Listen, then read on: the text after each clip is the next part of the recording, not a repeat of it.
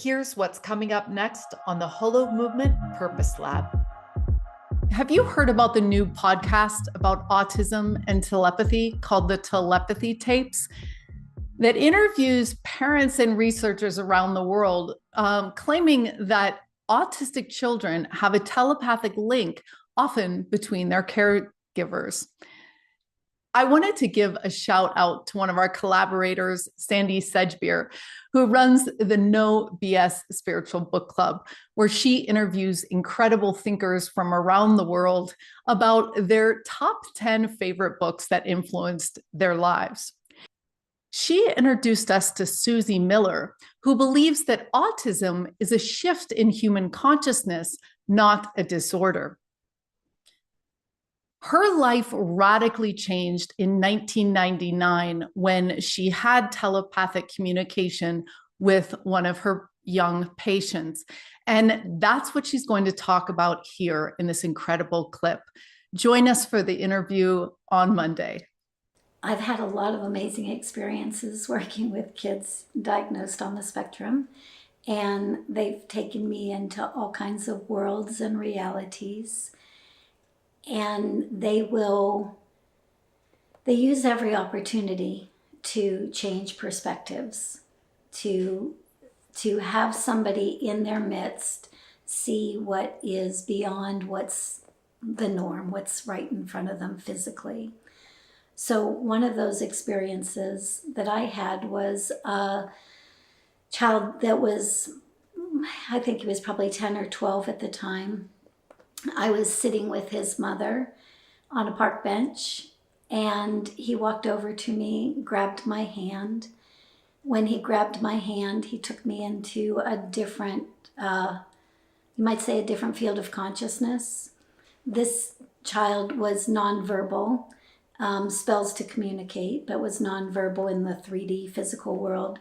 When he grabbed my hand, my consciousness leaves my body, and the next thing I know, we're in a completely different environment. He's opening a door, and as he opens the door, he says verbally, completely clear, "Welcome to my art studio." And so we're inside this art studio, and he's telling me verbally why he loves art in the 3D world, why he loves making art, why he has his mother send these different pieces of art to different people in his family. He sent pieces of art to me at one point. And so I'm, in this space with him where he's verbally communicating. And all of a sudden he says, "My mom wants you." And he starts releasing tension on my hand. My consciousness goes back into my body. I turn my head slowly. His mom's still sitting next to me on the bench, and she says, "What's wrong with you? You've been staring like straight ahead for the last 5 minutes. What the heck's going on?" And I said, "I'm with Jackson. I'm with your son. I'll be back in a minute." She knew me well enough to know that some weird things could be happening, so she didn't second guess that.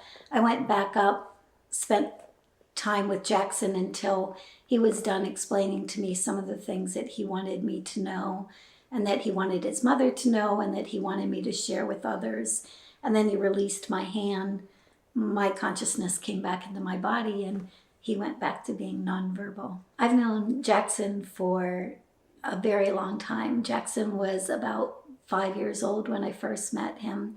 He's now 16, 17, and we have had all kinds of different experiences throughout our connection with each other. One of them was him taking me with the bench, up into that other realm. As of this year, which is 2024, he has decided that he wanted to verbally communicate. He's been wanting to verbally communicate for as long as I've known him. And at one point I said to him, "Jackson, if you can take me into another world and you can completely verbally communicate there, why can't I create a world here where you can verbally communicate here?" And he really liked that idea. As of January 2024, he, for whatever reason, decided in that time that he could now verbally communicate in my field. And so his mother picked him up from his day program one day, and he verbally said, Suzy. And we know each other, so she's like, oh my gosh, what's going on? What happened? He spells out, I want to communicate with Suzy. So we've been spending every Monday, the last probably 4 Mondays now, maybe 5 Mondays, and he's verbally communicating.